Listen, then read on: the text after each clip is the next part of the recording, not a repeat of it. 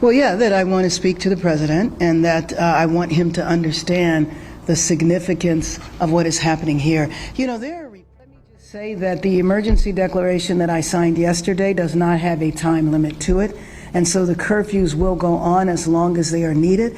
But you know, it's really kind of interdependent on what the response is from the federal side. If there are raids that continue, if there are soldiers marching up and down our street, I would imagine that the curfew will continue. What I'm hoping is that Angelino's got the message last night that we are serious. The fact that the arrests last night were relatively minor, I am hoping that we won't have any arrests tonight. This was provoked by the White House. The reason why, we don't know.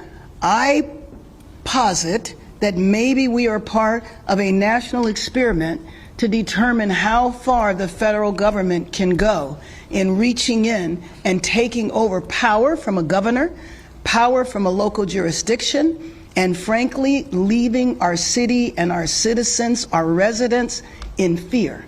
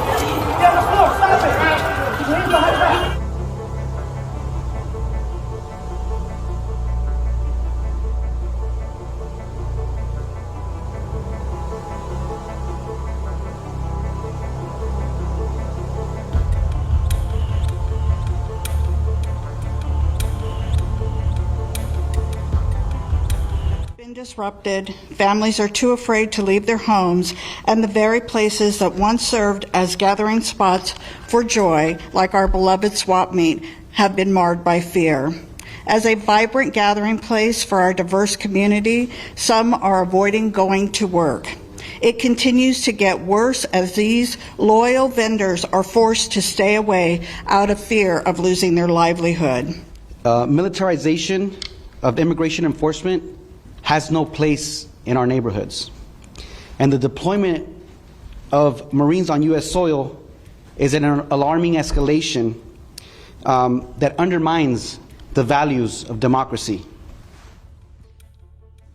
Our communities are not battlegrounds. Deploying military forces and conducting militarized ICE raids in immigrant neighborhoods is not about public safety. It is about political theater that is rooted in fear. I have a message for those Marines who are probably watching. Brothers, I myself have fought in different theaters. I fought wars. And I will tell you this, the people that you are here who have been called foreigners are not foreigners. These are Americans. Mm-hmm. And when we lifted our hands and we swore the oath to defend the Constitution and to defend this country, that oath was to the American people. It was not to a dictator. It was not to a tyrant. It was not to a president. It was to the American people. And when our workforce lives are in fear, the fields will go unharvested. But most importantly, let's not forget that these people are also human.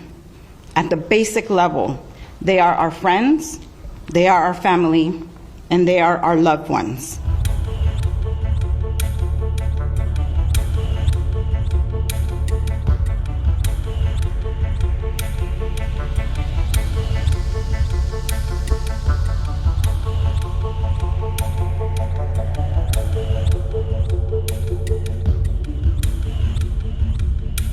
The White House says criminals involved in US anti-immigration raid protests will be held responsible as demonstrations in Los Angeles enter a sixth day.